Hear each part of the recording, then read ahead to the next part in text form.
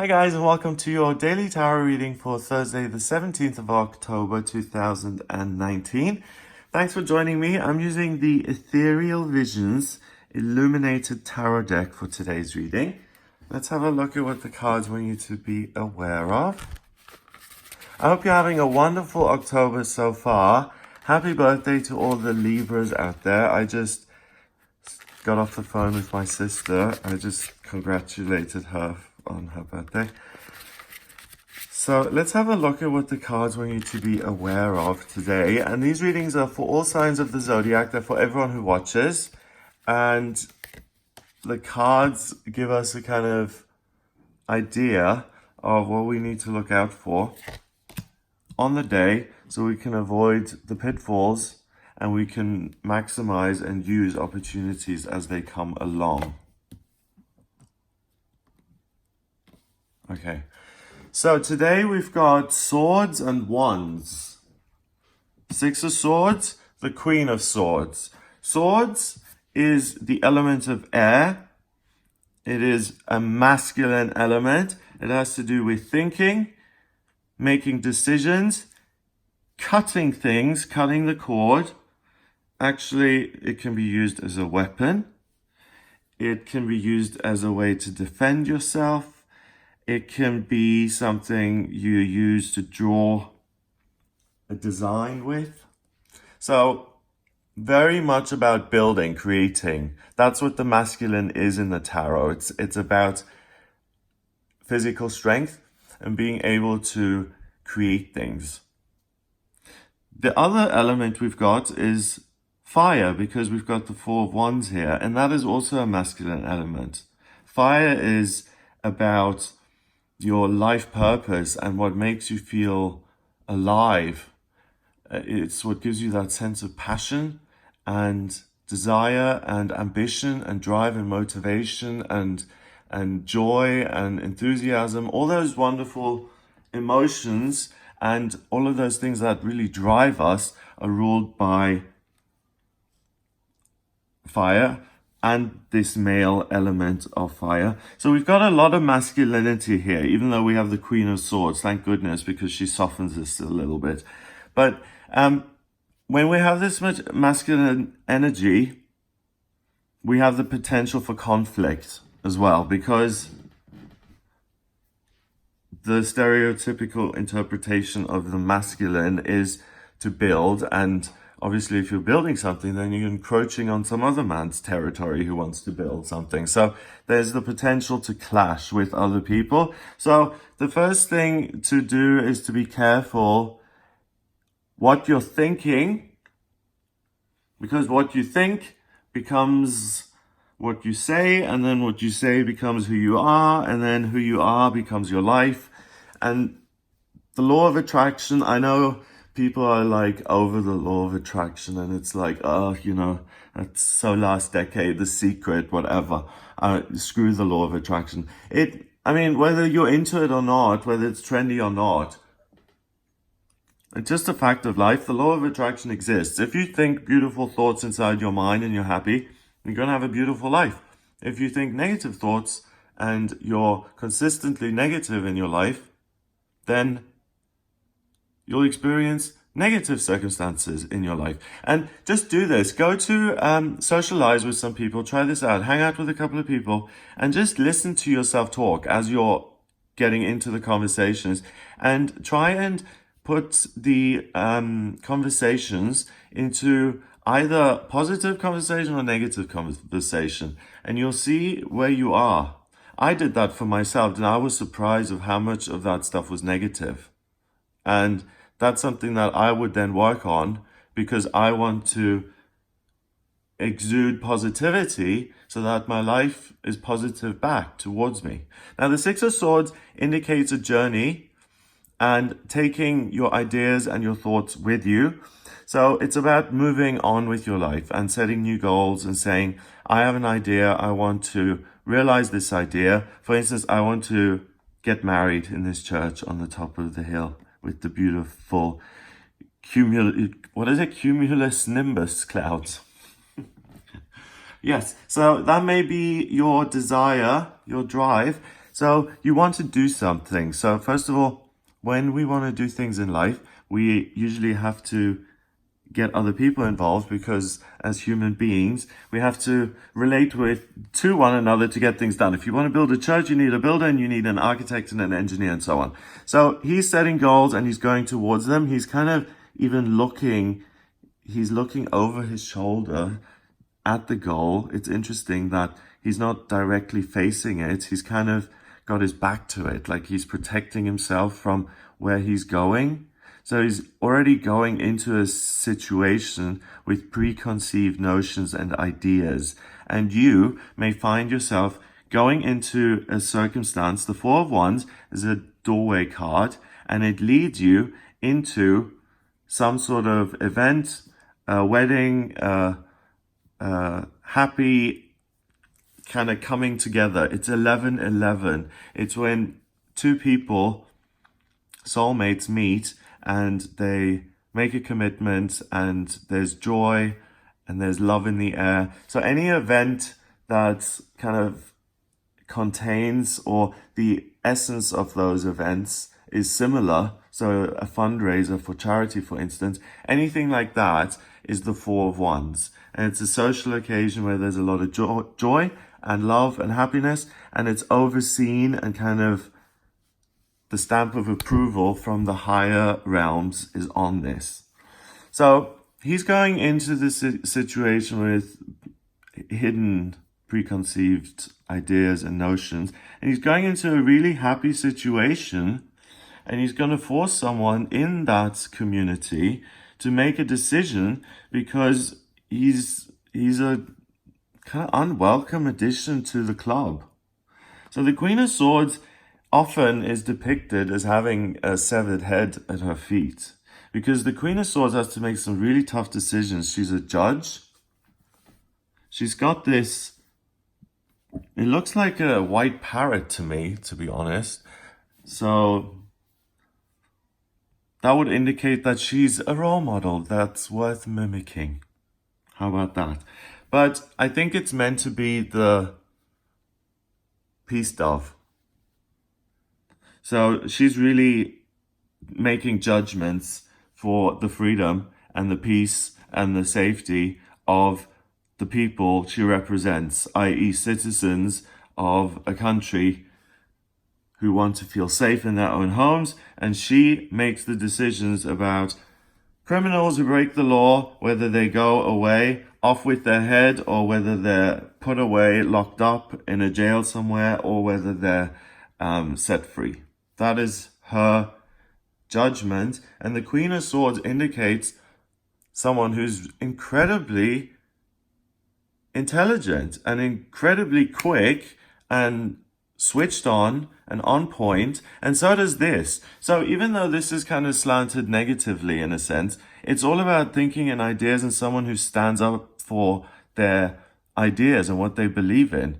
So he goes into this new situation with preconceived ideas. He must obviously value his beliefs and his faith and his convictions. Otherwise, he wouldn't protect them and take them with him, would he?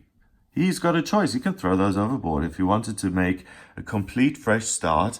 But that's like someone, like for instance, I heard recently that if you learn another language before puberty, then you can learn that language and adopt the actual accent, and after puberty you'll actually maintain your accent. I learned English at 10, or at 9, and that was way before puberty, so I don't know why I'm stuck with this accent, but whatever.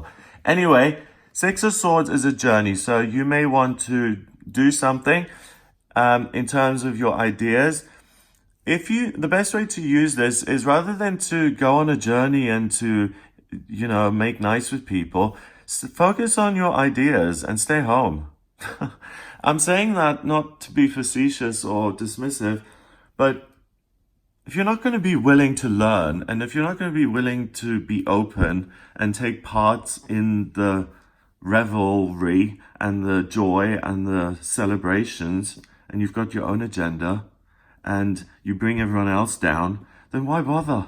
Stay home, focus on your own little projects, make them amazing, and create your own opportunities without making life difficult for yourself and other people. Okay, so that's the first thing today. Keep it simple. Find the simplest way to get through the day. And I'm not saying to get through the day. Every day that we get is a blessing from the universe. You know, all of us sitting here right now in this moment, we may not have woken up this morning. You know, the fact that we're here today is a miracle. We just take it for granted. So if you want to have this amazing day and a wonderful day, use your Queen of Swords energy. So become the Queen of Swords and make decisions about your own life. Do your taxes. Decide about certain friendships. Make decisions about things that have been on your mind for a while, but they've been hard to make and you've delayed it. Revisit those things and make those tough decisions today. So rather than be someone who is judged by others, where you put yourself in a situation where you're clashing with other people because you're going somewhere where you're welcome or maybe you're not welcome. And, you know, these clouds in the background, they get bigger and bigger and bigger, and then they turn dark and thundery, and then the rain starts pouring. So you can feel the pressure building. Even though this is the happiest card in the deck and a celebration, if he party crashes, the bouncer lady is not going to be happy. She's going to kick him to the curb, okay? She's not having it. So don't party crash. Just don't do it. No one likes it. You know? Why? Someone's invited specific people to an event, and if you just gate crash, that's not nice, and you're gonna get what you put out. So if you're not being nice, you're not gonna get nice back. So what I mean by that is obviously not everyone's gonna go to a wedding or some sort of party event today, but if you're getting together with other people, and you're in a business meeting, and you're responsible for the finances, don't tell the art director what to do. Stay in your lane. You know, the art director knows the art. You know the finances. Because you can already feel this guy, he knows that he's going to get a negative response. Otherwise, the whole body language would be different. If he was like, oh my God, my people are on the other side. They're cheering for me, waiting for me to come home.